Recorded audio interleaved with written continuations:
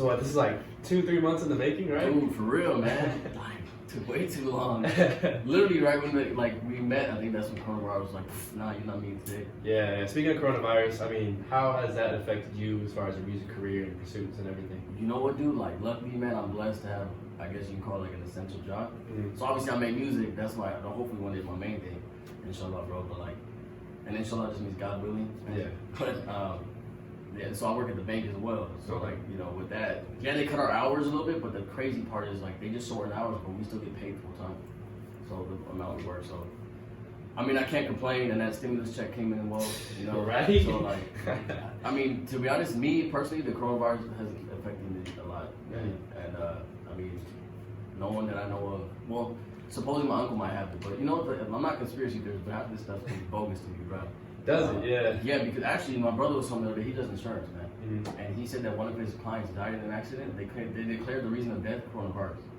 Ooh. So Wow. yeah, and then there was that one viral video of a nurse too that did like that. She was saying like they're killing minorities in hospitals, and they're putting coronavirus as the death reason.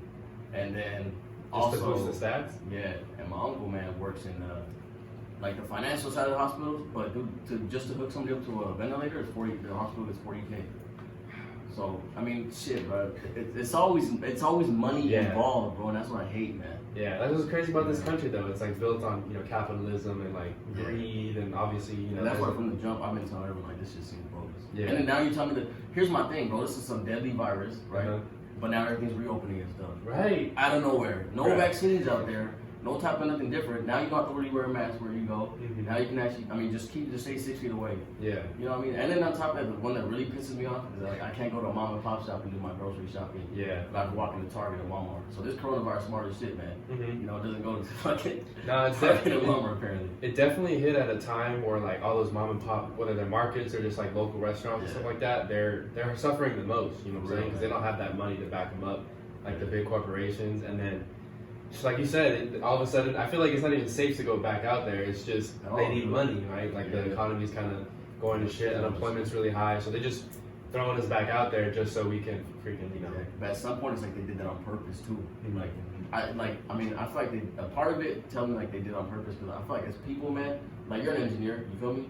You're doing your own podcast. We're giving ourselves power. Mhm. You know what I mean? And I think the government, I guess, is kind of like hating that. Yeah. Because before you have to go to like all these big companies and do all this other crap and like try to find the way to go to make your own money. Now you can do it yourself, man. Mhm. Like independent. I think they're like kind of scared of people being independent. Oh, and yeah. Finally realizing like stop being sheep, man. Like now you can do your own shit and kind of progress. And Mhm. I think that's what it is. I think they need to instill that fear back. Yeah. In Yeah. a sense, that's part of it, obviously, man. But like, it's like they want to bring that control back in. Mhm. That's what I feel like. Yeah, and that's good too, because just to relate it to me, I got into podcasts kind of late. I went to college, the whole thing, but I wanted to be on ESPN or something like. I thought that was the only way to go. You had to be on TV or a big radio station. But little did I know, like as soon as I graduated after college, like a friend recommended me, like, hey, start your own podcast. If like no one's hiring, and I was like, what's a podcast? But then there's so many out there. There's like millions of podcasts out there for every special niche, and they're not censored, or at least the way you don't have to go by FCC rules. So you can talk about conspiracies, or you can talk about whatever. You know what I'm saying? And I think that's like it's a dope platform. This is where like people like us who don't maybe can't make it to like the TV stations and everything. Like don't say you can't make it. You're gonna make it, True, bro. true. You just gotta start somewhere. You feel me? Right, That's all exactly. it is. It's a good stepping stone. Yeah, man. You feel me? And then you mentioned too how you learned how to do editing on Adobe Premiere and everything. It's good to learn stuff yourself. Shout out because- YouTube. Yeah, YouTube University, man. Yeah, man. That's how I learned how to use Adobe Audition. That's how music, man. Yeah, iMovie, everything. I think a lot of stuff. If you want to if your car was busted, you can honestly learn how to fix something on your car. Dang, bro. My bathroom light messed up the other day. It was one of them old fluorescent tube lights and shit.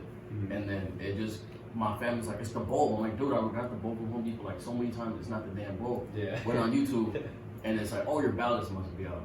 Motherfucker, I was an electrician for a little bit, you feel me? But I took everything out, changed it, and now it's like LED, and it's like, oh, I feel accomplished. But Yeah. like you said, thank God for school of YouTube, bro. You can go up in it and just learn anything, Mhm. and that's what it is. Like you bring your power back to yourself, Mhm. and like just like you said, you just do enough research a little bit, and it's like, I can do this shit myself. Yeah. If my car busts down, all right, man, I can figure this shit out. Like, Right. Anything, figure man. this out, yeah. Like sleep routines, meditation, Oh, yoga, yeah. anything, bro. Anything. Yeah. So, going to your music career, when did you first get into hip hop, or when did you first get into music and realize that you wanted to make some of your own? You know what, man? This is like, so my family's from Pakistan. Or, I mean, I like to say Pakistan, but then some people like to whitewash it, and then you gotta say Pakistan, you feel me? But like, anyways, that's where my parents come from. But they've been out here for years, man. But,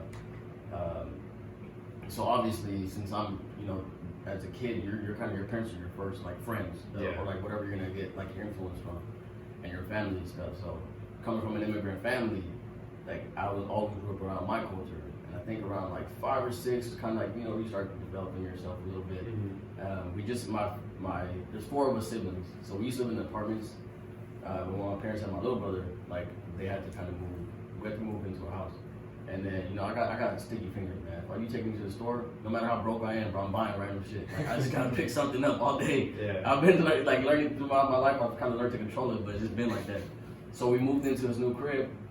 Not just a house, not a crib, but like, moved in and my mom had to go do some shopping, obviously, and didn't want to take my ugly ass because she's like, she already knew I wanted to pick something up. I was like, you gotta bring me something. So I don't know if you remember when the whole cans came out, the big foam ones. Oh, okay. And you smack them together. And I was like, either bring me that or bring me a CD player. And then I was like, you know, obviously anxious as hell, just sitting there like 5, 6 years old, sitting at home. And then my mom came back, and I'm like rummaging through the groceries, like, what do we get? And then she got me a little Walkman, bro. So it was like, it wasn't even a CD player. It was a little radio. Oh, really? They had like a tape deck on there at the time, too. Dang, awesome. And what happened was, dude, I turned it on, and the first station it was on was Power 106.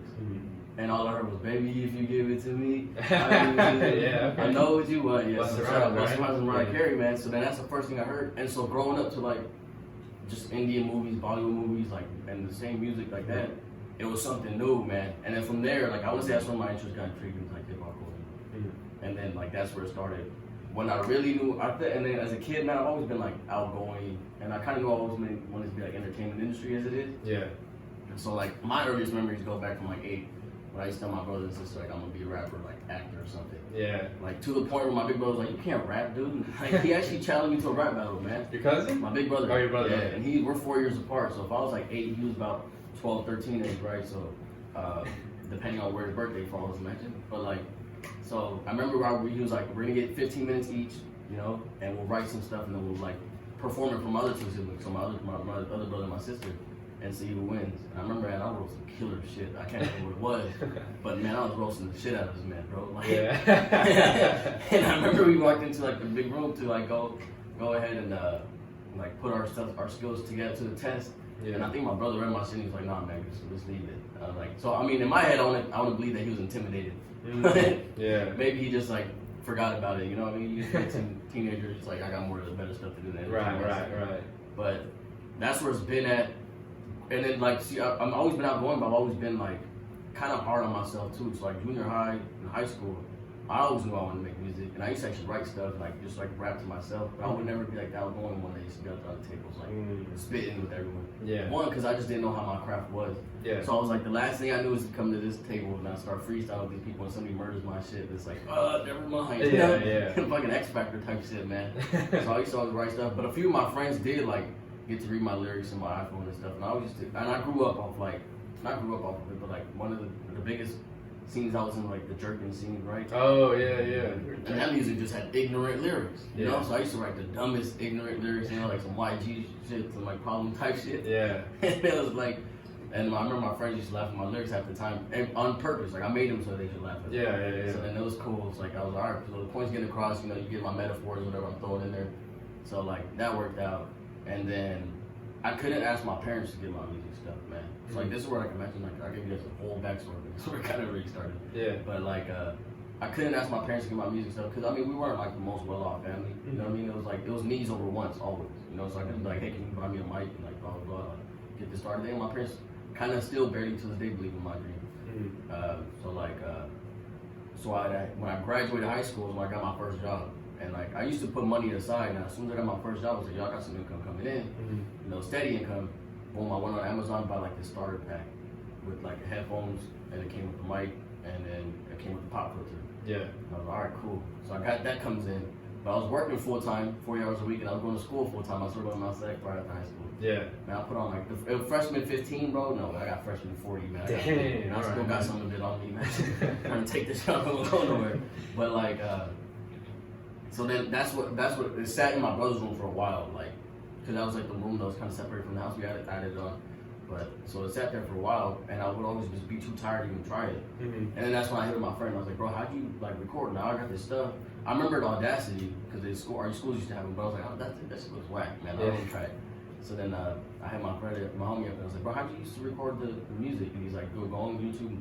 I'm not gonna say what to type in, but type this in and get the software. So I got that, and then that shit was sitting there for a while, man. And then like I think my brother went on a business trip actually, because the only time I could actually do it was at night. But it's like at night my brother, I could be in the studio, right, cold like rapping, and he had gone on a business trip, man. And I think it was like the next day I was basically off, man. So I got home from work or school, whatever it was, I can't remember exactly. And I sat down and I was like just going through beats, and I did a freestyle over the Pound Cake beat. Drake by Drake, yeah. Dropped that shit on SoundCloud, and then to my like surprise, I guess like I got like super dope feedback from it, and then that's when it started going. So that was what, I'm 24 now. I was like 17, 18 last year. So, yeah, so then it took me at least a year or two of just like trial and error, I guess you can call it, like to like actually find like music and kind of learn, because I didn't come from a musical background. So all this shit from, like I said, God bless YouTube, and you know, like I guess the will to want to learn, you know. So I was just trying to teach myself. I had to freaking learn about BPMs, keys, song keys, and like everything. So it took a while at least for me to kind of get to the point where I was kind of comfortable with it. And then shout out my boy Reggie Levy, man. I got my first show, which was an open mic. That's all it was at Sham Ash. Because like he was performing. He's like super talented, and that's where it got to the point where like, all right, now this thing's actually coming something real. And then, so I'm gonna say like a good 4 or 5 years then is like what I'm gonna say. Like shout out to 1AM Nubia, 4 or 5 years when I've been at it. For real, because like actually being able to do something with it. And then it's just been growing from there, man. Trying out, trying to make connections, trying to make the right music, trying to touch people, not that way, imagine pause, but like connect with people. Absolutely, and go from there, man. So it's a journey. It's been a journey. It could go faster. Imagine where's my overnight success? Of course. But a lot of times with the grind, I feel like those overnight successes are very few and far between. And even if they are overnight successes, like I always bring up like Designer by Panda, or Panda by Designer, right? Like that whole. He was a one-hit wonder, and essentially, like, you know, he got a deal off of that song, but after that, he put out, like, one other good song that, like, people recognize, and then after that, like, he kind of fell off. You know what I mean? He made music still, but it just wasn't, he didn't have success that sustained for a long time. And I hear that story a lot, man, but here's my thing, dude. Like, if you're going to be a one-hit wonder, like, one, it's not always even that easy to become a one-hit wonder. True. So a lot of people think a lot of these fools are one-hit wonders. Like, no, they've been at it for years. It's just this one song you and took over. You know what I mean? Like DaBaby last year, I think I never heard of DaBaby before last year, and he had a few like songs on that one album. Was it Kurt? No, I think that was the first one. I forgot what the album was called, but he had a few bangers on that album, and everyone was like, "Oh, like who's this new rapper?" But then you find out he's like almost 30, and you know he's been rapping for like 10 plus years. You're like, "Oh shit, like he's not a new guy. He just had something finally click for him." You know? Yeah, that's all it takes, man. Is that one that clicks with people, bro. But yeah, man, like my homie Vic, man. I just shout out Black Market Productions. Shout out everyone. But like he's always been on his game with like music, man. Like or anything like I guess like art related, man. He's always been on top of stuff. So he actually like knew about him, I wanna say a lot before. And he knows about a lot of artists before they pop up. So I mean like just from him posting stuff or something like that, that's where I kinda got like into it. And then like you said, it was just that one song now, it's like everyone knows who he is. On Broadway. Yeah, so that's all it takes. But as it, like back to the one-hit wonder thing, it's like you better have stuff to back it up. Right. Like I remember seeing an interview with Russ, man. And as much as you hate him, you have to respect the dude, man. Or if you love him, who cares? But like he was like, y'all was making music every single day and putting it out. He was like, I can't remember exactly what he said, but I know he said like he was putting some into like the vault to keep away. He was putting some into like an album, and then he was dropping singles as well. And he was like, I knew one of these singles was gonna hit something. And it's like, but I didn't want to be a fucking one-hit wonder. So once one of my singles takes off, I'm ready with fucking 8 tapes to take off so that you don't forget about me. Right. Whereas all these kids that do hit one-hit wonders, then it takes them 3 years to drop a new song. By that time, your hype is gone, bro. Yeah. Like and at that point, you're not even an artist. Like Tory Lanez did that shit amazing. Yeah. Popped off and he kept that ball rolling. Stay consistent, you know what I'm saying? Always like trying to one up himself. Even Tory Lanez said you might think, and I think it was on his live or something. He said something about like you might think I'm a one-hit wonder, but hell no. Like I've grown my shit, and that's why like a lot of people that quote unquote used to pop up at nowhere keep it there because they have a consistent like a solid following. Yeah. like, you know, I hate using fans. I saw the following like supporters, bro. That's there. So like, what he's saying, man, he's like, so if I make a song that pops off and shit, and then I go take a hiatus for 3 years, I grew my fans to this point, right? They're gonna stay there. They know I got quality music. But if you just one hit wonder, you just come up right here, boom, out of nowhere, where like you didn't climb the steps, and then you take a hiatus, that's just going back down, bro. You got maybe every once in a while your song's gonna come up in the playlist, right? Yeah. So it's just, I don't know, it's working at it. That's all like it is. And I feel like one hit wonders are kind of a dying breed. I feel like Designer was the most recent example I could bring up, but I can't, off the top of my head, I can't think of anybody else that's, you know, kind of been a one hit wonder in more recent years as far as the hip hop industry. Neither can I, man, because most of them have capitalized off of it. Yeah. Like they'll pop off and it's like, are we still going? Like, you know, which is what you should do. Yeah. You know, so yeah, as far as Designer, I think that's the only one I can think of too. Oh well, Trinidad James was before Designer. Yeah, he was. That's right. Gold all above. Yeah. Right, that one. That's right. Man, yeah. You gotta be smart. I think that's the biggest thing, dude. Be smart about it. Be prepared. Yeah. Yeah. Like, I mean, it's you kind of know what to expect in a sense. Maybe not exactly what to expect, but you kind of like you said, what you gotta prepare yourself for. So that should be like on your mind always. Yeah. So you mentioned something earlier that I want to go back to, because you mentioned that your parents kind of didn't really support your dream, and I feel like I struggle with that too. And I feel like the more and more people I talk to, it's like very common immigrant thing. So my parents came from Mexico, and again, now that I've been doing this for 2-3 years, they're kind of like supportive of the podcast, and they're giving me a little bit more leeway on certain things. But for sure, like when I first graduated out of college and I told them I wanted to do this, and like now, like just get a regular job or get a, you know what I'm saying? Like, because I finished college, that was like a big milestone to them. Yeah.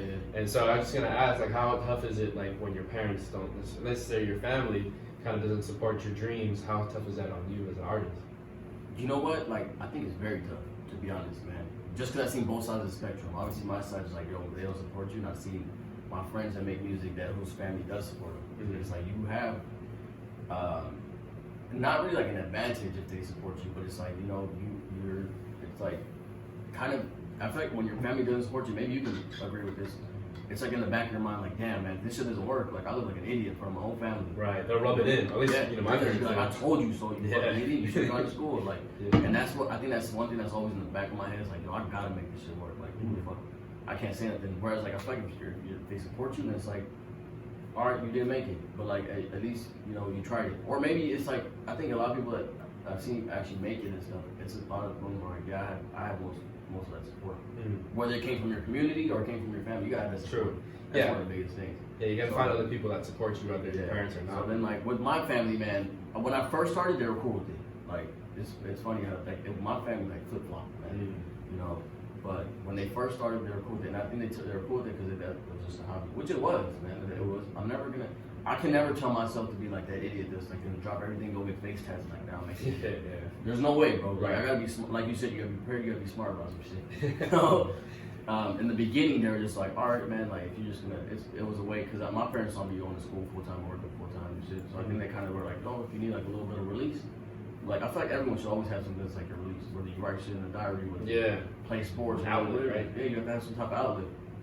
And I think that's what they took it as. And I think as the years went by and I kept doing it, they kind of saw the growth of it as well. And then they were kind of like, nah, dude, you're not gonna do this shit. I come from a conservative family, Muslim family, bro. So this is like super taboo, man. So, like, I think that's when they're like, yo, what the fuck is the family gonna say? And I have this battle with my parents almost all the time, bro. And I think all of us kids do. And I tell mom, so I'm like, do they pay my bills? Like, what do they do that is going to worry about what the hell they think about what I do? And I got love for my family. Like, no, don't get me wrong. But it's like, I can give two shits about like you talking shit on me. Don't talk shit on my parents. You might have a problem, but you can talk shit on me all you want. I don't care, bro. That's why your breath stinks. Talk all this shit. So like, it just comes down to like that battle between my parents, and then it's like I've had the opportunity to open up for like some big names, right? Like Young Thug, Warren G, Pretty Ricky, Fat Joe. So like, I think they've kind of seen the growth with it, so now they're kind of like, okay, that man, he's gonna do something. So then it's kind of like, it's like they're bipolar almost, dude. Like some days, some weeks they'll be in the mood where it's like, all right, man, keep going. Like people come over the house like, hey, my son makes music. Like, put me on blast, and then something like, yo, you better start praying. Go be a doctor, you know what I mean, engineer, like businessman or something. And it's like you just gotta just battle with it all the time, bro. But like I can't say it's been, you know, like as much as my family, I want to say doesn't support me, they do as well. Like that's the crazy part. Like I can't tell you like, oh man, it's a constant battle with my family. Like, you know, I can see my parents like, and my family just in general, like, yeah, you like, do it. Like, my parents always, they never told me not to do it. Like, you know what I mean? Like, my parents always like, no, do it, but just be smart about it. And that's what I'm trying to do, right? That's why I got this corporate job too. Yeah, exactly. But yeah, so it's a blessing in disguise, man. You know, because like, you just gotta take it as it comes. Yeah. So you kind of snuck it in there that you said you worked with Warren G, Pretty Ricky. Yeah. How was that experience like? Tell me what that was like. Dope, man. It's pretty cool. Like, yeah, I already got to meet him in a sense, I guess you could say. But like, it's cool because, you know, just being in front of that audience of like what 2,000 maybe sometimes or whatever it is. It's one, nerve-wracking. I feel like it's always gonna be nerve-wracking. But it's when you get on that stage, like I have this weird thing, man. I'll get like the heebie-jeebies before I go on stage. You know, bubble guts and everything, but I'm like, damn, man, like, shit, I can like me. You know, does my hair look good? My beard look good? You know? So then, like, but then once you get on stage, I feel like you kind of black out, right? And it's like you're focused on your music and shit. And then it's just amazing, man. It's like to just be off of like, I've opened at the observatory, for example. So okay, nice. I'll open up for Rucci, actually. That's my Rucci's one. Oh, yeah, Rucci, AZ Chike, Kaylin Farouk. All the LA cats, yeah. Yeah, so I opened up, that was my most recent one, and probably my favorite one I've done, man. Just because it's a growing process, you know? Yeah. Like, I mean, I think Kanye said it, somebody said it, where it's like, I remember performing, everyone fucking boomed me off the stage. You know, it was like, or you're performing with like 5 people, you know what I mean? And to be honest, like, I feel like it doesn't matter if you're performing in front of 5 people or 5,000 people. Like, your energy should be the same. Right. Like, Oh, yeah, 100%. All day. Because it's contagious too, right? You know what I'm That's saying? the biggest thing I've learned. So, like, it's actually kind of, in a sense, easier performing for bigger artists, bigger crowds. Does that make sense? Because, like, half of these people are, like, whatever, smoking the weed and not even paying attention, whatever it is. If you got 5, 10 people in front of you, all eyes on you. That's true, yeah. You know? So it's like, but it's dope, man, to just be on those big stages and, like, look at people in the crowd and, like, shaking hands, you know, like, performing. I mean, last one, I wore a bulletproof vest. Okay. And, like, my homie, like, tagged my name. Not tagged it, but he actually does, like, what's it called? Embroidery? Not embroidery, man. Like, he, printing. There you go. Okay. Printing my stuff on there, so it's, like, cool as shit, you know, so super fun. So you come out there like, who the fuck is this ugly ass dude on stage? And then, like, you kind of rock the crowd, and it's like, yo, this shit is dope. Yeah. Then you get off the stage, and you're walking around, it's like, yo, let me get your Instagram. Yeah. Let me get this. Like, can I take a picture with you? You know, you feel like a little mini celebrity for a little bit, man. So it's like, it's very, like, it's obviously, it's one, because it's like, one thing is like, it's an experience, but 2, it's like, dude, like, you kind of get to test, like, is this what I want? You know? So then you kind of get to touch a little bit of you, like, you feel it, how it feels like for a little bit, like that, I guess you can call it the fame and stuff. Yeah. So then it's like, it keeps you motivated, you keep pushing. Oh, yeah. That's the biggest thing that comes from these, like, shows opening up for these artists, is like the motivation, man. It's like, one day I'm gonna just, like, have my own headline shit. Inshallah, man. So, like, you know, it's like, just get it going. But that's the biggest thing, I think, yeah. Yeah, you mentioned some artists get booed, and I've been at the observatory where I've seen opening artists get booed for whatever reason. Have you ever had any bad experiences while you're performing? My first one, Young Thug, opening for Young Thug. But here's the crazy part, though. It's the kids I opened up with, man. Yeah. That got booed. I didn't get booed. Like, I got off the stage, and people actually came up to me like, yo, your shit was dope, but I don't know who the fuck you're performing with. And I was like, damn, that's cool. Because what happened was, like, obviously, like I said, your nerves get at you. You know what I mean? I'm not gonna, by no means am I in front and like, and be like, yeah, man, every one of my shows, I killed that shit. Like, hell no, dog. You trial and error. So, I remember we got on there, and I hate, like, I feel like people forget that, yeah, it's music and yeah, it's creative, but it's still a business. And you still gotta be smart, and you still gotta be, like, organized, man. Don't just go in there and think that you're just gonna run the world and get popping. A lot of these fuckers do. Like, oh, can I cuss on here? Yeah, you can cuss. Yeah, go for it. Man. Go for it. Like, so I remember and this was my first big one. It was at the observatory opening up for Young Thug, and I'm like excited, man, because I finally got like I guess like a little chance to do whatever I wanted to do. Obviously nervous as shit because the biggest I performed for like 20, 30 people at open mics and stuff. And then another thing that got me nervous, and like even my friends that I actually do make music with, like kind of put this in my head. I was like, oh, you know, can you trust these kids? Like, are you sure they're gonna come through? So that's the biggest thing too. So like we're backstage, man. They're about to announce us, like the DJ's about to put us on, and this fucker like made it like you bring your USB on the flash drive unless you bring your DJ. Yeah. And you bring your music on there. And like the best way is to like, number them. Like put the DJ's not gonna. It's too loud for the DJ to be like, yo, man, put this song on, this song on. Right. 1, 2, 3, 4, 5. Like it's easy, bro. Or you can make your own mix and just play it like that. Like, come on, man, have it prepared. And the DJs actually like that stuff. Like, you know, as an engineer, I'm sure you love it when an artist comes in here and like knows what to do, right? Exactly. You know what I mean? So it's like, it's different things. It's like, you gotta understand it's connection to your business still. So they didn't have that shit. So then, like, they walked out. Well, we were supposed to walk out. The dude's like trying to tell the DJ what song to play, and two of these songs sound exactly the same. Like the cadence of it, like the way it sounds, like they rhyme.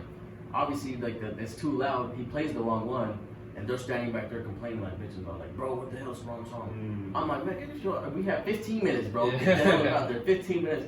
So I walked out, and I'm just like trying to hop up the crowd, which I got him a little bit, and I'm not gonna even lie, like I was nervous as hell. You know what I mean? So like, I'm just trying to do what I can, bro. Another big thing about like opening for these artists is like it kind of depends on their audience. Like some of these artists will have like a great audience that's like open to shit. Yeah. And then some of them like the audience is cricket, but they standing at you with dead stares. Like, oh yeah. We don't want you here. Like go bring Young Thug. So you have to overcome that. And like Young Thug's audience was one of the toughest ones, man. Like just stood there. Well, which is like kind of like baffling. It's like you guys should be the most turned up, like hyped up ones. Like, yeah. They just want to see him, obviously. So I think. Just to cut, I'm sorry to cut you off, but I think that goes to the promoter, right? Because I mean, I remember going to a Schoolboy Q concert at the Observatory, and they had like a jerk style rapper who opened up for him, and they got booed off. Obviously, those two styles aren't gonna, mix. If you're going to Schoolboy Q, you want something grimy, a little bit more like hard. The jerk stuff is not gonna get by. Yeah, people were dancing on stage. Yeah, exactly. People were like, "What the fuck was this?" But then I also saw Vince Staples one time at the Observatory, and opening up for him was Villain Park. I don't know if you've heard of them. But they're out of Long Beach too, so I'm sure a lot of the fan base of Vince Staples knows about Villain Park. Right. And they did, they had a boom bap style that was kind of Vince Staples has his own style. I want to say it's similar to boom bap, but the two styles and where the artists are from made sense, right? To put those two people together and open up for him. So I think it's like on the promoter's job. It's like you gotta know what sound artists are opening up. Here's the thing, man. Like promoter's job is to make money. Yeah, I think it's something. I'm gonna go for anyone on this shit, bro. Probably one person watching. But like, promoter's job is to make money. Yeah. Like hands down. Like of course their job should be like, you know what? Let me make sure you're gonna fit this kind of thing. Like let me make sure you're gonna fit the audience and it's gonna work for you. But that's on the artist, man. Like that's really on the artist. Like should I take this show? Yeah. Hands down. So it comes down to like. Because the promoter, I think the promoter gives two shits about the opening act, man. Unless you're something big, I'm not gonna lie. Yeah. They don't give two fucks about you, bro. Give me my money, and then you're performing. You know, or I'm putting you on. It kind of depends which way it's going. If they're paying you to do it, whatever. If they're paying you, obviously they're gonna be like, yo, I'm gonna make sure you're gonna do this shit because then we're gonna work together for the future. Yeah. So it kind of like works on, but it does come down to the artist. So it's like choose your battles wisely. You know what I mean? Like. So it just, like, I've seen it too, where it's like, there'll be a turn up one, and next thing you know, the artist comes up boom bap. Yeah. It's like, nobody's here to listen to some boom bap shit, and you talking about, like, how your mom stopped calling you by your name when you were 13, now you call her Tina. So I'm like, come on, dog, what the hell? Like, if people are here to turn up, they're here to turn up. So you gotta have, like, a good mix, man. So that way you can kind of reach the audience as well. And then, like you said, you have to know your audience, like your homies open up for Vince Staples. Yeah. It's like they already knew, like we're gonna fit perfectly and like from the same area, whatever it is, it's like, dude, we get this in popping. So it's like, you have to choose your battles. I think it's not always on the promoter. Some of it probably. Yeah. But yeah, it just comes down to it that way too. Speaking of like concerts and everything, when do you envision, I guess, concerts returning back to normal?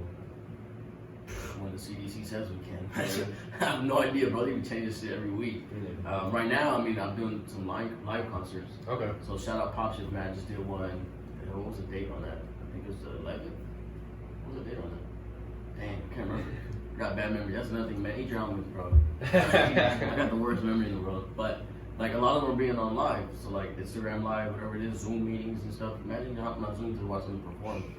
But it's, you know what it is? A lot of it's like art as an artist. This is your livelihood. Like, you have to be doing this. Like you're not gonna make money just by sitting there. As much as greedy as it kind of sounds, like everyone always says like, well, you can't be in it for the money. Like, motherfucker, what? You have to be in anything for the money. You can't just like be out there just loving shit and not doing anything off of it. You know, like so it just most of them just been live. I got another one coming up June 20th, and the one in July. I think, and they're just Instagram live concerts. Or no, actually one's Lemonade Social. I think it's this new app, man. So like that one's gonna be on there. So it's pretty cool. As far as I mean, I feel like concerts didn't necessarily go away, but as far as people actually meeting up with each other, man. Yeah. That, man, I don't think it's until like 2021, bro. Yeah. Even if earliest. At least big places, right? Yeah, man. I can see small open mics, kind of opening Yeah. up slowly, surely, because you'll get like 20, 30 people there. Sure, But like observatory, where they get over 1,000, that's gonna be tough to open that back up. And what they're gonna do is stand there with the thermometer gun to check everyone's Right, and those places sound the cleanest places. They just don't wash their hands after using the Oh, restroom. jeez, man. Like, that's the thing. And it's like, I feel like these damn thermometer guns don't even do anything. They say the coronavirus, you can't tell if you have symptoms in the first place. So it's like, I don't know, man. So to be honest, I don't foresee anything legitimately until like 2021. Yeah. At least. Because the thing is, supposedly the temperature kills this thing, right? So now that with the summer coming out, maybe there might be just through the summer, who knows? But with the sun coming out, it's like, all right, it's gonna kill some of it. But then they're already saying that there's gonna be a second wave in September, October. Yeah. It's based like the flu when you get flu season and stuff. So So I mean, until they actually find like a vaccine for all of these, like changing completely back to normal. It's so weird, man. It's like I still feel like we're in a freaking movie. No, yeah. Dude, this whole year has been a movie, man. Shit, man. It's crazy, bro. So it's like, I mean, at least in 2021, like going back to completely, I don't see it. Yeah. You got any ideas?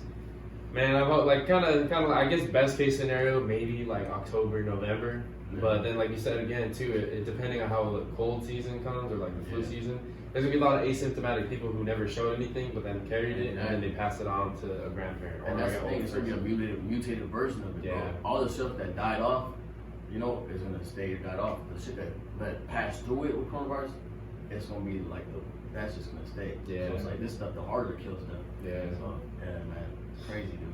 It is crazy, man. But you mentioned the IG Live concerts. I think that's like a great way to adapt because in the world, no matter what it is, I mean, looking about like Amazon, how it wiped out so many industries out there in America, you gotta adapt no matter what it is. Granted, you can. I think that's where as an artist, that's where you make most of the money. Is right, like at the bigger stages, is performing. Yeah, it's just performing. I mean, it's comes from a lot of it, like merch, man, like shirts and CDs and whatever it was. Like, it comes from different revenues, man. You should always have more than one revenue. And that's not your own music side. That's just in general. Like, you better have something coming in. Yeah. I don't care if you got a full-time job. You better have something on the side making more money too. Because God forbid that shit goes down and like you're stuck. Bro. Exactly. There's a lot of people who, in that first wave of unemployment hit, they just kind of panicked because they didn't have anything else to leave. Yeah, but then there's ones that don't want to go back to work because unemployment's paying them like better than they're being at the job. Yeah. Like, shit, dude. Like, you kind of it's like it's at both sides of the spectrum. Yeah. But yeah, man, you should always have something else. Granted, you're not always going to be in the position for it. That's the biggest thing. I feel like it's easy to say like you should always have multiple streams of income, but it's harder to do, man. Like you got to have one, the capital get this other stuff started, and then you got to make sure you can do both of them too, whatever it is. It's like passive income, what it is. So that's the crazy part of it, man. Yeah, you should always have more than one to just sustain yourself. So how do you divide your time between your corporate job, your music career, and as well as the social life and everything else that you got going on? Oh, that's the crazy part, man. So I work full time, 40 hours a week. So but luckily I'm at the bank, so like it's only my daytime that is, kind of like it's a 9 to 5. And then I mean I think I can balance it pretty well for the most part. There'll be sometimes like, damn, man, I got too much shit going on. Yeah. But I think it's just prioritizing, dude. Like that's what it is. Once you're done with like whatever you're doing at work, so now it's like, all right, if someone paid me for a feature or something, it's all right. Now I know I gotta make this shit done, and then send it over to you. Get that done. The biggest thing is actually booking studio time with music, man. I think that's a big way that helps it like be prioritized because when you book that studio for 8-hour session, a 12-hour session or 6-hour session, you're locked in at that point. Just going at it. Yeah. So that's the biggest thing. And then in a sense, man, music does help your social life. Like off the bat, to do music, you have to have like your social life. So and like I'm blessed to have my friends that also like my little crew, I guess you can call it, that like they all do music as well. So when something comes up like a mix or something, we're already hanging out with each other as it is, and then doing our music stuff too. You know what I mean? So I you always got your different groups of friends, like your smart ones. Like, on the like I guess finance side of things you can call it. You got the ones that's like it's in the music. You got the ones that just like to turn up. So it's like you just gotta spread it out. I can honestly say like there's some of my friends that haven't been able to give enough time to that as much as I want to at least. But it's just like you said, it comes down to it's like if I'm not doing anything, I'm usually working on music.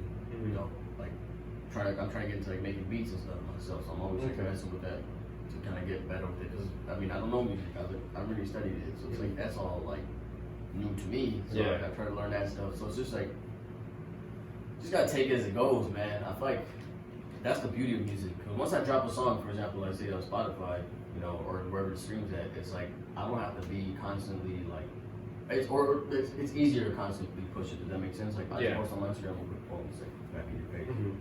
Especially with Spotify too, it has that like Instagram stories. So feature. like I can be chilling with my friends and stuff, and like, oh shoot, I need to post this real quick, and it's quick, you know.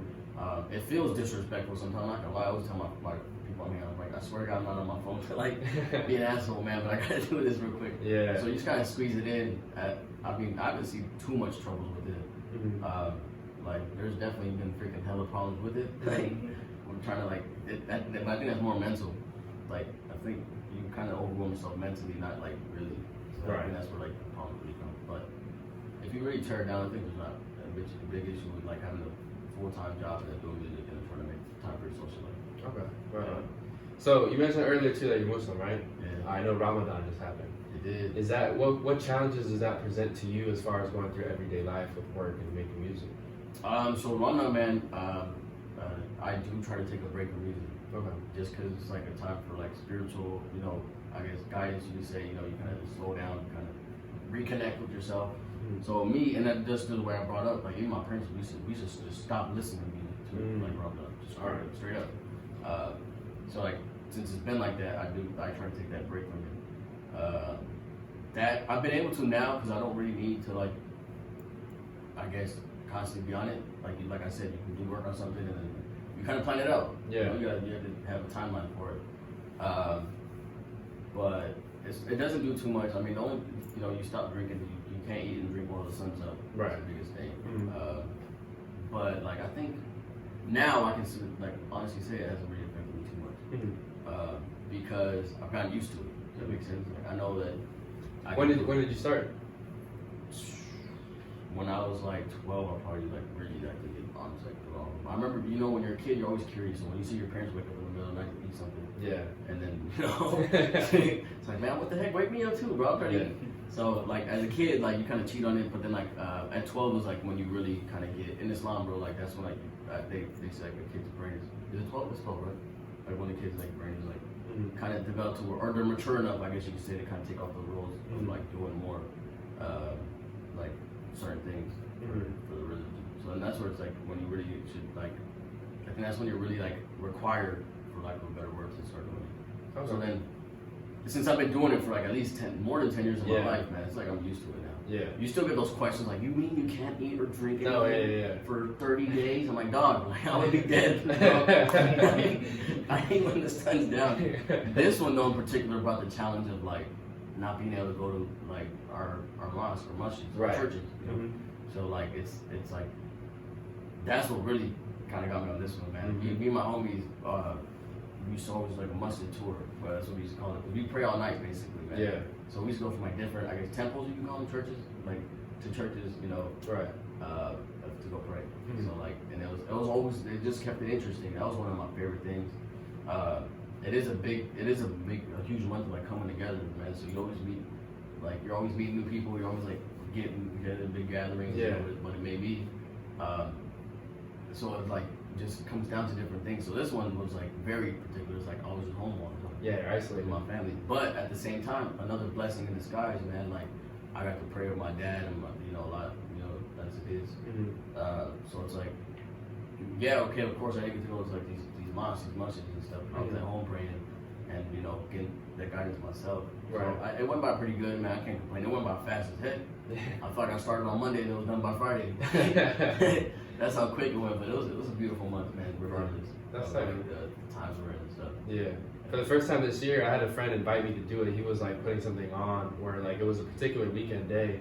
He's like, yeah, if you're interested, and I had him on the show to do some like movie review podcast, right? Oh. Yeah, but he invited me to do it on a Saturday, and that was the first time I ever done something like that, and it was definitely kind of challenging, like not gonna lie. Of course. But yeah, I mean, it was kind of like, it was really amazing for me to be a part of it. But he also had like 10 other friends of his do it too, and then I think you call it like break fast at sundown. He had like a Zoom call and everything, and kind of shared experiences. But I thought it was pretty cool, man. I was like, this is eye-opening. It's cool to see other people's cultures and man. That's one thing I feel like you should always be open-minded. Like, and I love when people are, man. Like we got our homie that used to actually go to the masjid with us. All the time, man. Granted, he used to wear like his dicky shorts and long white socks and stuff, and like he might fight anyone that came to look at him. Like, you know, it still worked out in that way. So it's always, I mean, me too. I like to be open to other different cultures and stuff, different things. I think you should always be open. We're all different. Like, and I find once you kind of shut yourself down, you know, to where it's like, no, I'm not gonna really want to learn about other things. Then that's when the problems occur. You know what I mean? Like, I think that's where stereotypes start, because if you seclude yourself, like let's say I only hang out with Mexicans, well, I don't really know what an Asian's like because I never hang out with them. Then you start making up stereotypes, and I know that's that happens in all, like amongst all races and cultures, But if you, I think it's really good that people like, or I think it should be not required, but I think if people more did stuff like that, or participate in Ramadan, participate in other people's cultures, whether it's religion or not, I think that would help a lot as far as like open your eyes, man. Like, stop being in this bubble. Like, that's all it is. You gotta get out that bubble, Just learn different things, and it helps you grow as an individual as well. Like, that's the thing, man. Like, so how was it for you that day? Like, what like, did you, I mean, you probably did like too much spiritual shit, like, No, not too much. I mean, for the most part, it was a Saturday, and I was really lucky to the point where I didn't have to work, right? I work on a Monday to Friday, so I don't have a weekend job. So I knew it was like my day to lounge around the house, and I went to the park. My friend wanted to play Frisbee, and so this was like the second to last. So this is when things started opening up, like the parks were opened up. So we hung out, and I remember we played Frisbee for a little bit, and it was like towards the end of the day. I want to say it was like 4:35, but I remember I was starting to get thirsty, because we're not running super hard, but you're moving around a little bit at the park, and the sun's kind of beating down on you. And so I remember like it was. I think I took a nap when I got home at 6 till like 7:30 when we had the Zoom call. So I was just like, man, this is too much for you. I'm gonna try and just but I mean, for the most part, it was. I guess what I was trying to say is I couldn't like imagine doing like Monday through Friday stuff. Having to work, and because I work 2 jobs right now, so I think it'd be really tough for me to do that during the week. But I think it's still really cool to be part of it. I'm sure the more you do it, the better you'll get at it. You kind of get used to it in a sense, man. It's like just put on and off. Like, at least for me, man. Some people still like, oh man, it's gonna be hard. But I mean, I don't think it's that bad. And I'm a big football fan, or a big sports fan in general, and I know whenever because it's a lunar calendar, right? So every now and then, every couple of years, it'll land on like during NFL season. And there's NFL players who still go through the regular routine, but still participating. So I think that's crazy. They have that kind of willpower, man. Yeah, it's crazy, dude. Like that's it. Hats off to them, man. Like to do all that stuff. I just got a desk job. I'm sitting inside the AC all day. But to be out there and stuff, man, you sprinting and all this. Crazy. Hitting people or whatever, shooting hoops or whatever. I mean, people like faint from it too. You kind of pass out and stuff. So it's just how much your body can take, man. That's what it comes down to. I know there's correct me if I'm wrong, but there's a spiritual trip you have to take to Mecca. Have you ever done that? Hajj, it's called Hajj. No, I haven't done it. You can call it the pilgrimage, I guess. Pilgrimage, But no, man, I haven't had the opportunity to do that yet, man. Okay. Hopefully one day as well, I'll be able to take my whole family out there and stuff, like get that done. So it's on the bucket list. It's on the bucket list, man. But no, I haven't been able to. Not yet. Have you ever been to Pakistan, where your family's from? Yeah, I've been there twice, man. So I remember going when I was young, when I was like 3. Don't remember much from that trip, but I remember going when I was 11, 12-ish with my mom. And then we went out there. Like, dude, I almost wanted, what's funny? Like, coming from here, I wanted to get in a fight when I was out there. Because they don't have no sense of law, bro. Like, it's all anarchy out there, man. I was in my head, I was like, I can do whatever the hell I want, and I was going to arrest me and shit. You know what I mean? So, like, but then I remember telling my cousin, like, yo, because I almost did fight somebody. And my cousin, like, you better not. Because like they don't have no rules out there, bro. They'll pick up a rock and just toss it to your head, and next thing you know you're dead on the ground. Yeah, damn. So it was like crazy. And then I don't really match the skin tone, imagine everyone out there. Yeah. So I was getting like stupid looks everywhere I went, bro, and it was getting on my nerves. I'm sure you dressed more American too than. I wore a whole freaking basketball shorts and a jersey, bro. I was like my fat ass, I look like a whole ass. What's like the Michelin Man. So they were looking at us everywhere we go, man. They just stare, because I mean, obviously these third world countries are known for kidnapping people. Because they think if you're coming from America, you got money, so we're gonna get that money. I think I was just too big for them to pick me up, man. My fat ass was walking around like, try me, bro. We're gonna have to work for this. But like I remember specifically, man, I went with my mom to the store, and they're like bazaars, like they're swap meet, like it's they're all outdoors for the most part. Depending on where you're at, like now, I can come up. a lot, man. Like they're got, I mean, just like the rest of the world, everyone's advancing. Yeah. But it depends. Like there's still those villages. You know, man. If you go to Mexico, that's what you said. Yeah. If you go to Mexico and your family lives in that particular village, it's still like a village. Like it's still, they have the neighborhood market out there that everyone goes to, and it's like everything's on outdoors. There's still dirt all over the place. You know what I mean? So that's where my family's kind of at. So I remember walking in to the store. I remember at one point, me and my mom were like shopping with our aunt and stuff, and then these two ladies, and out there, some of them do the whole burqa thing where they're like covered up and all that, and that. Kept hopping in the rickshaw behind us and like following us every store we went. So I don't know if they're doing their shopping, man, or if it was like some dudes dressed like that, you know, trying to snatch me up, or if like they were just like, you know, very intrigued on who the hell this kid is walking in with fucking no sleeves on his shirt, you know, white as milk, imagine. You know, like, I don't know. I remember telling my mom, like my mom played me, man. She went back to my cousin's house and was like, he was so scared. I'm like, I wasn't scared. I was getting irritated. Like, go out there and throw a rock myself. But no, it was cool. It was an experience, man. Like I think that's another big thing, traveling. Dude. Yeah. Oh, 100%. It's always travel. Imagine you gotta have money to do all this stuff. It is. It was dope, man. I still got some family out there. Hopefully, like we're working on trying to get them out here, which would be like a blessing, man. But that's just like, you know, God bless Donald Trump, but it's a little bit hard now. Right? So, but yeah, man, it was dope. It was an experience. I definitely want to go back. One, because like when I went with my mom, I was trapped in the house the whole time, like nothing to do. It was like go to the store with my cousin and come back. And where I was like, some of my friends that have gone to Pakistan and stuff, like have gone to like travel, because they got some beautiful places out there, man. Some nice scenery, dude. Like clear waters, like nice mountains and stuff going where you go. It's just like any other old country. There's like those places that are just gorgeous. And then obviously mostly where people live, it's like you know, it's just whatever. So, I want to definitely go and like kind of just like travel around with a couple boys and stuff. But me and my friends are actually kind of planning it. Definitely see my family again, you know, and just like actually get out there a little bit, dude. So hopefully one day soon I'll go too. Right on. Speaking of traveling, where are some other spots in the world that you would want to travel to? Everywhere, bro. Every freaking place. I don't think there's anything specific, man. Like anywhere. Like so far out of the country, I've been to New Zealand, Australia, and Pakistan. And just because I have family there, so like those are beautiful, man. It's cool to see. It's like how we brought it up earlier. It's like you should always taste a little bit of different culture to see how it is. So I would like to go. I would like to go to the UK for sure. That's one of the biggest one on my bucket list. You know, check that out. Anywhere, man. I want to go to like Argentina and all these damn places. Like I just like to do this shit. Like it's nothing. There's no one place that like I can think of that I want to go to. Like India, I'm trying to like walk up in there. You know, China, everything, dude. There's nothing. Is there anything like you like to go? Probably Africa first and foremost. See like the Kenyan safari or wherever the safaris are, kind of. Because I feel like a lot of those animals are gonna go extinct in like 20, 30 years. You know, right? Because they just they're constantly like what is it called, poaching those animals, and so unnecessary. So I feel like I don't know. My bad. Definitely Africa. I'm trying to be disrespectful, bro. No, I got on live. You know if somebody said anything, I just got know real quick, man. Ruined the whole damn interview for that. But no, like South America, Central America too. You know, Great Wall of China. I guess like anywhere there's like big structures. Egypt for sure, like the pyramids. Oh yeah, the pyramids, bro. That's a trip too. You know what I'm saying? And how they align with the stars. So like those people are on the other level. And just learning about it, man.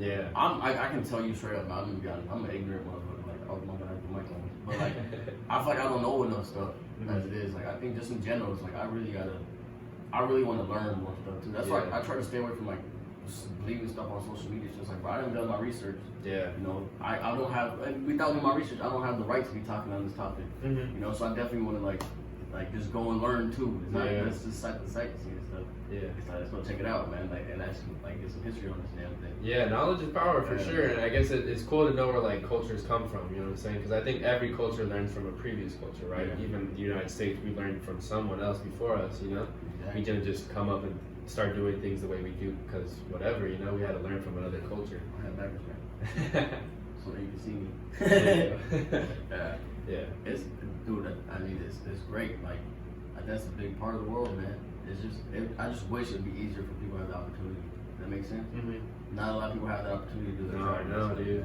That's a tough thing. Like just even like growing up where we grew up, you know, it's like a lower income area. Like people aren't traveling like that. You know, they get. I work with kids too in the middle school area in Garden Grove, so like you know, if they travel to Riverside, that's like a big thing for them. You know what I'm saying? I was lucky to go to like a river, like Kern River when we would camp. My parents kind of made like a point to camp at least like every now and then on the summers and stuff. But I remember I went away to school to Sacramento, and that was like I think the furthest I've ever been from home. And then after that, I did go to like Colorado and like Kansas City and stuff like that. I went visiting family friends in Texas last spring, Dallas area. So it's cool. I'm starting to like slowly venture out, but I feel like for the most part, you know, I didn't really leave California too much as a kid. I think that's a big thing that a lot of us forget too. Being in California, it's like, dude, we still got these states touching us that we gotta go check out. Yeah. Forget going across the globe. Like we can just pop on the road trip and get going. Man, I've lived in this area my whole life, and there's stuff in LA that I still haven't seen yet. Exactly, dude. Like, I never fully checked out and experienced Hollywood myself. You know, like there's these beaches that I haven't gone to. That everyone's like, it's like that comes to visit. It's like, oh, I wanna go here. I'm like, shit, I haven't even done that. Yeah. Like. You know, I think you just take it for granted. Mm-hmm. Oh, 100%. It's like it's there. I'll just go when I need to go. Yeah. Right? The time, by the time you know, the time flew by, and it's like, damn, man, I should have really like started doing some stuff. Mm-hmm. But it comes down to like, then you got priorities, bro. You got work, school, whatever it is. Like you can't really just walk up and go to this. Right. Yeah. Like you said, everything costs, and so to even go to like exactly, Hollywood man. or something Life like is that. crazy, man. Yeah. True. I feel that, man. So before we wrap things up, man, your previous album, The Calm, dropped in 2019, correct? It did last year, June last. Dang, man, it's been almost exactly a year. I think it was like June 26th of last year that it came out. How long did it take you to complete the album, the project? I want to say a year. Yeah, maybe a year or 2 years. Just because at first, dude, I didn't even know I wanted to do an album. I'm not gonna lie. That's your first one? Yeah, that's my first. I mean, I dropped this whole mixtape when I like first started. Don't even like bring that up. That was like off the face of the earth now. But yeah, this is my first album. I feel like we live in a world of singles now, dude. Yeah. You know what I'm saying? I'm a big album or shit anymore. But so I was working on just doing a bunch of singles, and then it just came down to like, dude, I was realizing like all these kind of songs kind of correlated. I was like, man, I could probably put this in like a tape. So then it just came about over like a year, I want to say. And I was putting all the music tags. I didn't drop them there. And then I think I was like sitting there talking to my friends, talking to like my other creative friends and stuff, like just as it was going back and forth, I was like, man, I should put this in an album. And sure enough, that's what we did. Nice. Well, that's what I did. Yeah. And then it came out, I mean, I've gotten some pretty good feedback on it, man. I can't lie. It's my first and probably only album for a while at least. I don't know if I'm gonna do more takes. Like right now, the next thing I got is this single dropping on one Wednesday actually. Okay. Called Treat You Right, T-Bar. Alright. So, I can hope that should be my one-hit wonder. But like, yeah, I'm focusing on that one. Another thing, I'm trying to tap into my like cultural roots. So I'm actually trying to do like a lot of more like Indian Punjabi music. Okay. Pakistani music. Yeah. Go that way too. What's actually funny though, because when I first started making music, that's actually where I wanted to like progress in first. But like, I don't know what it was. You know, I just didn't grow up in the area with all of the Desi people and stuff. I didn't really know too many, so it's like I couldn't really just jump into that culture. Yeah. And try to make that music, try to think of it going anywhere. Because as much as, and everyone's always like, well, you shouldn't see it as a career, and I'm like, it's like, as much as you want to say like, it's just something I love, it's an art I do, you have to think about it. If you want to make your livelihood, you have to think about it as a business. So, Yeah. So like, knock on wood, man, like I've started meeting a lot more people in my culture. And then like, so I'm trying to get into that a lot too. Just because I've always wanted, and it's something, and a little part of it is that my parents can kind of relate to it too, that they understand it. So it's more easier for them to like that than it is to hear me rapping, because in their heads automatically I'm probably cussing on every single line. Yeah, exactly. They're talking about like the dumbest stuff. So I'm sure they have a perception to a rap and hip hop. They talk about like bitches and all whatever. day. You know what I'm saying? Yeah. So it's crazy, man. Which is like the contrary. Imagine I try to keep my cursing to a minimum. Yeah. As much as it is. I try to, but like I feel like there's sometimes you just have to throw it in there. But yeah, man, that's been out for exactly a year now, dude. So that's crazy. I actually like, and like back to what we were saying, like merch and stuff. Like I got 50 CDs, I want to say. Nice. And like 50 shirts as well, I think. The shirts are all gone, man. Like, thank you for everyone that purchased it. But I had 2 CDs left. That's what I was trying to bring a shirt, but I couldn't find any. I swear I thought I had more left. It's all good, man. So I might have to get more. But yeah, man. So it's just dope. It's a super dope experience. I remember signing my first CD. I did a listening party. Yeah. At a hookah lounge. Okay. Oh, nice. My friend, she got my CD. He's like, yo, can you sign this for me? I'm like, wait, hold on. You want me to sign your CD? Sure. Dude, like that shit was dope, man. It just felt dope. Like just shit, I'm signing CDs right now, man. Yeah. Yeah. I still like it old school. I mean, like now CD players are going extinct too. Right. No, I know. Really, like the place I can play a CD in my room or in my house is like my PlayStation. Yeah, like exactly. the PlayStation still takes CD players, Yeah. so that's it. Like my car doesn't even have a Shit. CD player. It's like Even computers are taking out this freaking CD thing. bro, I like, know. what the hell, man? Yeah, I can't even watch a DVD on there. They're going away, man. I'm like, shit, dude. Like, because I really, when I was growing up, the whole hip hop era, I kind of grew up on people selling CDs out their trunk. Yeah. And I really wanted to experience that, man. Like, let me just go pop up somewhere and be like, bro, I got the CD.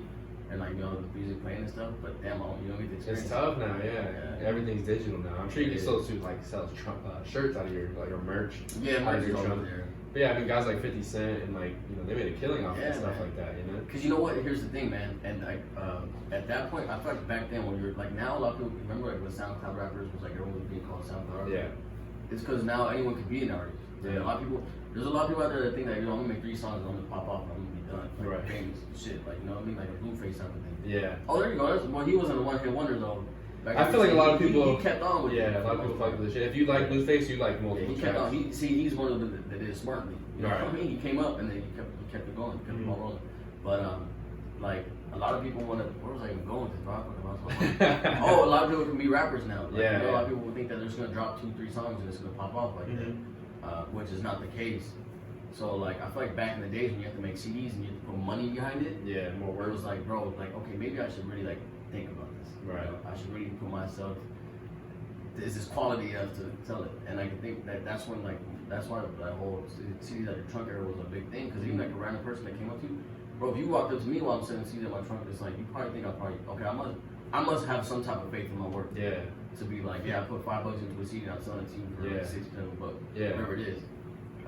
So like I don't know. It just comes. Now it's just like, oh, you drop it and stuff. And it's like, oh, go check out my music. I'll be slinging my music at work, man. Yeah, that's tight. That's what you're Man. gonna do. Okay. Word of mouth, man. It's like people might come in, like whatever high school kids, man, or like Yeah. even college students, and like sometimes they'll be the ones that like that I've sold with CDs and shirts in my. Nice, bro. Like, Nice. imagine instead of going on, but like yeah, dude, and that's the best thing because you see these like I'm a customer walking with my shirt on. Oh, okay. And it's the old dude, 70 years old probably, and he just walked in with my shirt on. My God, it's freaking dope. Yeah. But or like I have like this other customer, she's like older too, and she's like bumping my music in the parking lot, like loud. And then there was one of the songs I was cussing on. She's like, I can't believe you're talking about this, honey. I'm like, dang, my man. You know. But then she's like, it's good. I like this track. So it's super crazy. I lost my train of thought again, but like this is dope to me. It comes back now. Like now it really takes people that can go online and search you up and then come back and tell you like, Right. All right, yeah, okay, I listen to you. Because then I can tell you check out my music, bro. You just drop me. Yeah. You don't have to open my DMs. 100%. And I think because there's so many now too, there'll be like 1,000 people. And so like, think about like somebody like Timbaland or just someone on their Instagrams. Imagine how many people are in their DMs trying to be All day. like, check out my music, check out my music. There's no way you can look through all of them. Yeah, man. Whereas like back in the days, and it's like and again it comes down to like half these people aren't even putting their time into music. Yeah, they just want to do it because they think it's gonna make them famous and like are no more worries in the world. Yeah. So I feel like when you put like your time and effort into something like to like make a CD album cover, like or just stuff like that, it kind of shows like art is just more than just a hobby, you know. And whereas like that's where those SoundCloud rapper thing came from. Like, a lot of people just throwing shit on there for no reason. Right. Exactly. But like, I mean, even now, anyone can kind of get on Spotify and stuff too. So it's like, Oh yeah. It's really easy to get. For a while, that was the biggest thing. When I tell people, I was telling people I was like on iTunes, and Spotify, and stuff like that, and they're like, all right, maybe he's actually doing something. Yeah. If you check it out, then they would. So that kind of comes down to it, man. There you go. You just gotta keep pushing, man. That's all it is. So the opening track on this album, 1 AM in Nubia, Yeah. you rap in Spanish a little bit on that song. What Dude, inspired? man. What inspired that? You know what, man? I speak Spanish. Okay. So a lot of people like get thrown off. A lot. I've been mistaken for being Latino a lot. Uh-huh. Just kind of, and that's why I feel like that's funny. I feel like that's the reason like I didn't really know my Desi community that much growing up because I always looked like I was Mexican. Always hung out with like black Mexican. I was always like there. I was picking up Spanish. So like I feel like it was either one of those hate or like they didn't know if they could accept me. Like my bad, bro. I'm a distracted a little bit. But I took an Arabic class in college. And there were 2 dudes in that class that are Pakistani as well, man. And one of them's ringtone was like this brand new movie that came out. It was a Bollywood movie. And his ringtone went off. And I like walked up to him from there. And I was like, bro, have you seen the whole movie yet, bro? It's just dope, bro. And he's like, surprised. Oh, Like, yeah? Off the bat, he's like, what the hell? How's this fool know the movies? And I told him my name. I'm like, bro, I'm from Pakistan too. And then they did from there. I was like, Oh, shit. okay, yeah. So, so I just like tapped down my roots. So I rapped in Punjabi in there as well. And I Okay. think it just came down to the point like, if you listen to the Spanish part, it makes sense. It correlates with it. It just came down to the point where I was like, dude, like, it just happened, man. I think so. One name in Nubia, real quick on that one. So there's a hooping lounge called Nubia in Anaheim, and it was like literally my thoughts at one name in Nubia. Because sometimes dude, I'll be disconnected, like while I'm sitting there with people, and I'll caught myself every time. I feel so bad about it, but like I'll be in my thoughts, like damn, I need to do this.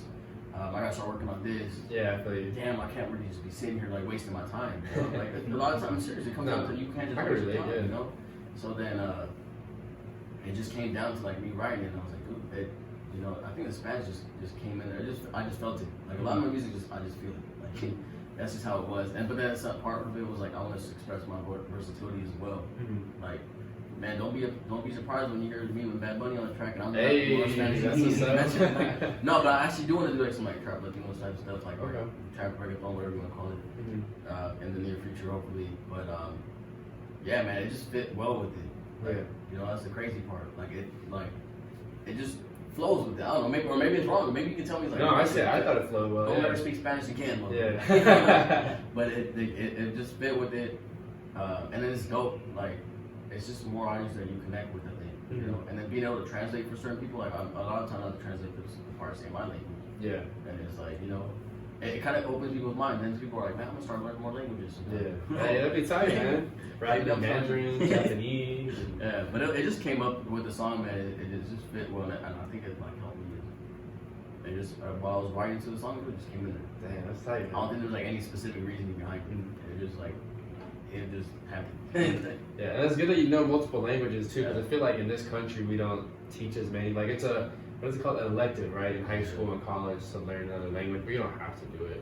But in other countries, like they're not only learning Japanese, but they learn English and probably another one too.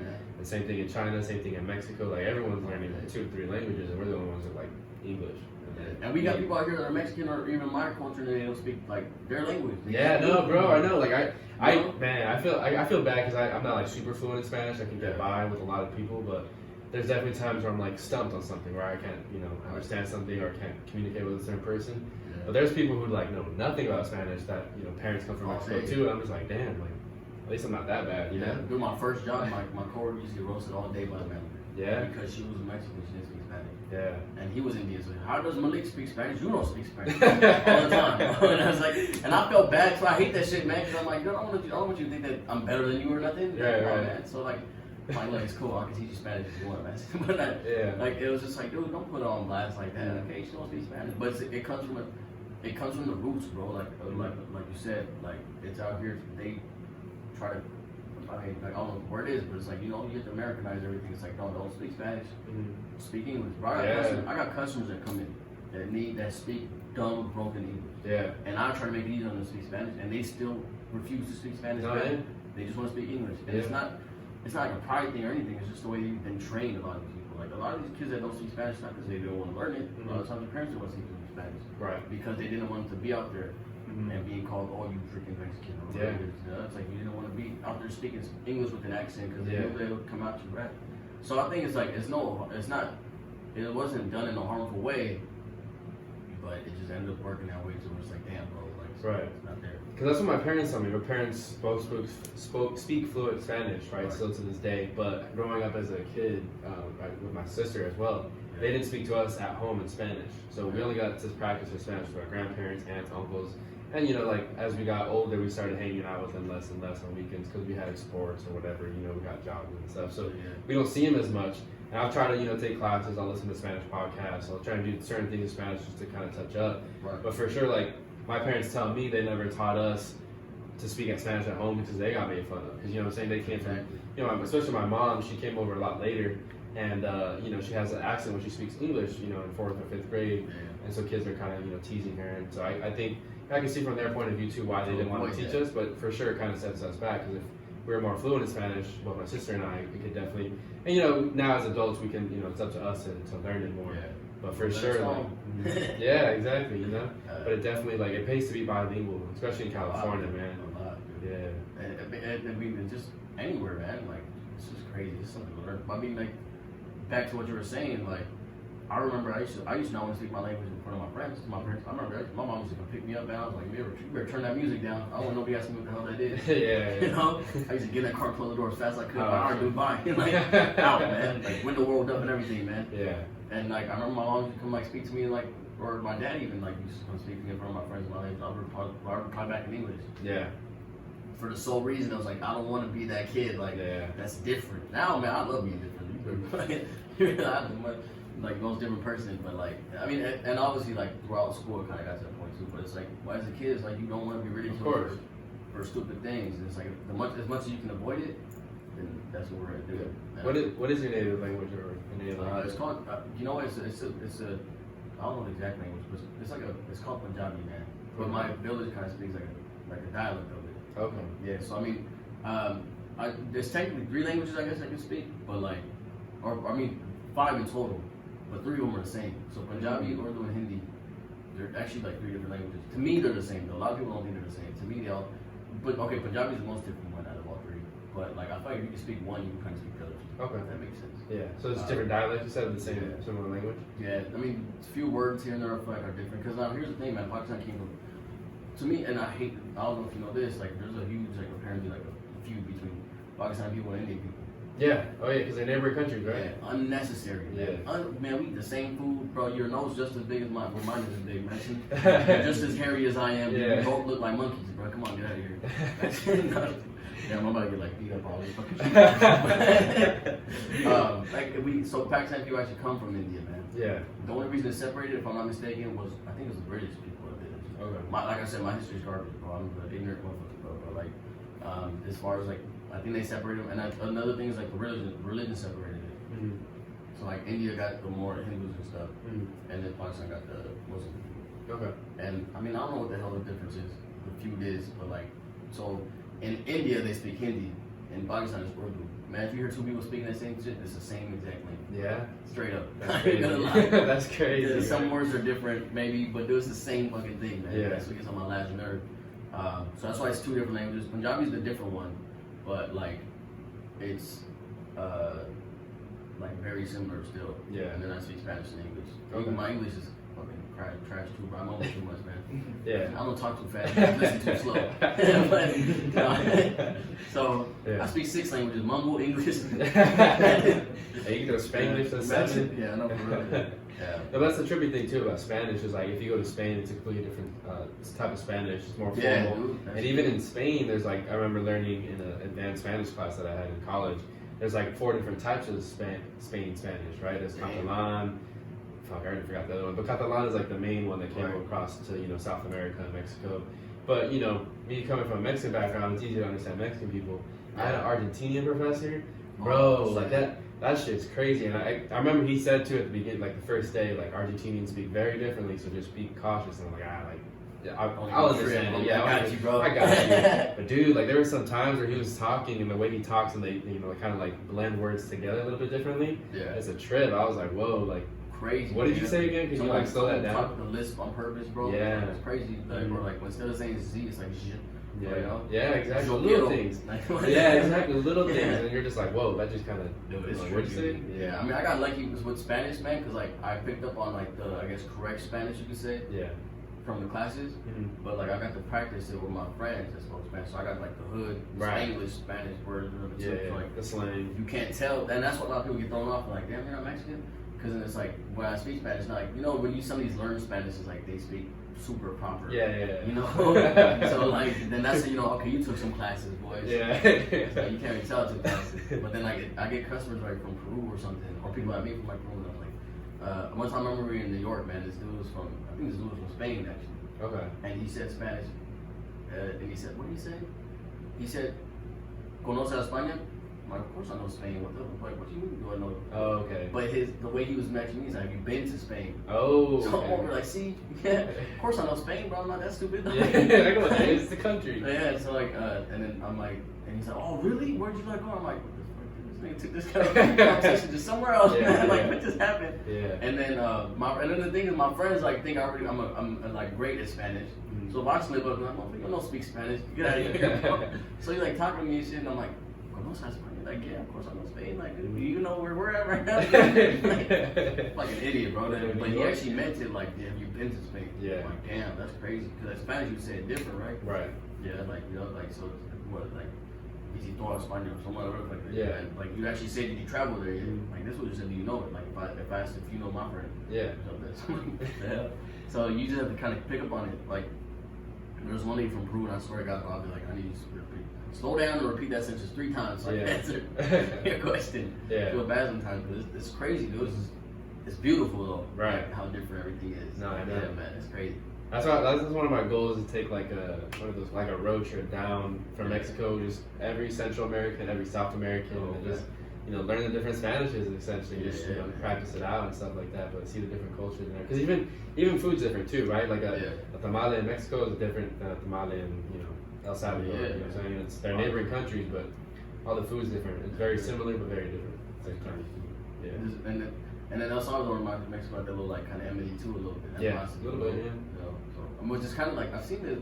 I feel like it's starting to die down a little bit. Mm-hmm. I feel like before when I was a kid, I mean, I didn't have experiences as it was, but I remember like it used to be like a bigger thing. Yeah. Like a lot. We used to always like El Salvador used to talk shit on Mexicans, and it's vice versa. But like I remember I had a friend whose dad was Mexican and mom was Salvadorian. So how does that work, man? Yeah. She actually was like, yo, some of my family actually doesn't get along with my mom's side. No, I can imagine, bro. Yeah, so it's like, I don't know, man. It's like you said, everything trickles down from cultures before us, and it's stupidity. Like that's where racism and stuff comes from, bro. Like it's like you listen to what your parents say or whatever you look up to kind of says, and it's like, but then that's where it's like up to our generation or like the newer people to kind of stop that shit. Like yo, like cut it out. And the more cross-cultural relationships that you'll get, or biracial relationships you'll get, the more of that will disappear a little bit. Hopefully, that's the hope. But you're starting to see more Mexicans marrying blacks, or blacks marrying Asians, or kind of cross-culture stuff. That's crazy, man. But that's the thing. It's a beautiful thing to see, bro. But I feel like, man, I thought we take 1 step forward, take 2 steps back. Yeah. Like that just pisses me off, bro. It's like, what the hell, man? We literally went from a black president. No matter what you guys think about those 2 presidents, you went from a black president to somebody. To a Cheeto. Something completely different. You know what I'm saying? Like, so that's it's so crazy, bro. And it's like, dude, like I mean, like I think we failed to realize, like we're part of history. We had Obama, man. God bless him. Oh yeah. You know, like. Damn, we're gonna be in history books. Maybe my picture might be it, but I know that time. Yeah, exactly. Maybe the old guy, like 2020 is gonna be a big year too. My Pimp Kane, this shit, like telling my grandkids stories. Yeah, bro. Our grandkids will be like, "What was 2020 like?" Yo, that shit was unreal, man. Dude, that's the thing, dude. That's what kind of gives me coronavirus. Like, technically, it's just never gonna go away. Yeah. If you think about it. Yeah. Well, there's always gonna be a new one pops up. Because I think I remember hearing about like this COVID-19 has like 80% of the genome SARS that happened. I forgot what year it was, but when the SARS outbreak happened, has 80% of the genome. So it's just an adapted version of it. You know what I'm saying? Bro. But like, no, actually, but back to what you were saying, like it does. You know what's crazy though? Like just because you brought up SARS, every election there's been a disease outbreak. Yeah. Ebola, swine flu, bird flu, like it's like SARS. Like what the hell, bro? Out of nowhere. You know? I know, dude. Like, conspiracy shit. I'm telling you, man. I can sit here all day and just go on crazy shit, bro. Yeah. Well, really appreciate you for hopping on the show again. Before we end things, I do like to do a couple quick hitters. Yeah, let's do it. What's your favorite toppings on pizza? Oh shit, man. Pineapple, chicken, jalapeno. Alright. That's because I had that last night. That's the first thing in my head. I don't have a favorite, but let's go. Okay. Alright. If you could talk to any person dead or alive in history, who would you want to talk to? Oh shit, that's a good one, man. Damn. Who would I want to speak to, man? I have no idea, bro. I don't have an answer for that one. To be honest, because like, there's not really anyone that like. Damn, man. Who do I want to speak to, man? Maybe like Lincoln or something, I guess. Just okay. The first one came in my head. Alright. Abraham Lincoln. Right. That's what's up. If you were stranded on an island, but food was provided and everything, what were 3 things that you would want to bring to pass the time? Music, for sure. Okay. What else, man? Can I bring sports equipment, I guess? Yeah, you can bring like a ball or something. Yeah, and I guess like friends. Yeah. You know? Well, I'm not stranded, I'm stupid. What else am I bringing, bro? Let me see. I'm bringing Google. Just the search. Just because I'm gonna get the hell out of there, bro. Figure out. That's a good one, man.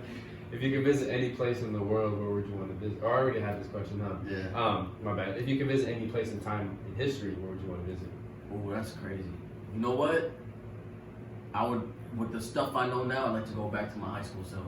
Okay, all right. Yeah, that's what I'm like the stuff I know, like the way I've like grown and shit, with that mentality and the way I am, go back to like maybe the freshman year or something. I feel you. And just through it all. Yeah, high school can be brutal for some people, man. It wasn't like brutal. It's just like, dude, I'm like, man, who knows where I'd be right now if I Yeah. don't shit, dude. Like, yeah. But it'd be dope to see it that way. Yeah, I feel you. If you could have any kind of exotic pet, what would you want to have? Oh shit, a lion, man. Yeah. Yeah. Carol Baskin. All right, last one. If you could give any advice to your younger self, what would it be? Don't be afraid, man. Like, be ready, like, just ready to take everything on. Like, you know, I mean, not that I was afraid as a kid. It's like, I don't know what the word is, but it's like, just be open to more shit. Like, just take that chance. There you go, take that chance. Yeah, there you go. Take that chance. Put that on a shirt. Take that chance. I'd buy one for sure. Yeah, man. All right. Well, really quick, if you could plug where you can find your music, Instagram, and anything else you want to plug. Yeah, so you can find me on my website, waqqasofficial.com. So that's WAQQAS official. You know how to spell it, OFFICIAL.com. All my socials are at Waqqas ENT, so Waqqas Entertainment. Because you might see some comedy coming from me soon. Hey, all right. YouTube channel, man, vlogs and shit. Maybe I don't know what vlogging. I don't know about that. But yeah, Waqqas ENT. So WAQQAS ENT. Twitter, Instagram. I'm not giving my Snapchat just yet, man. But yeah, and then my music's on Spotify, Apple Music, Pandora. Actually, I got a radio station on Pandora, man. Nice. Yo, All right. that's the crazy. That's tight. I was on Pandora looking at it, it's like Waqqas Radio. But yeah, so Pandora was the title, all that stuff. Yeah. And I got some old stuff on SoundCloud too. All right. And the new stuff coming soon. TYR coming soon, June 3rd, man. Music video coming. All right. Well, really appreciate you again for taking the Thank you time for out of having your me, day. man. Yeah. Hope I didn't ramble on too much. Nah, it was good. It was good.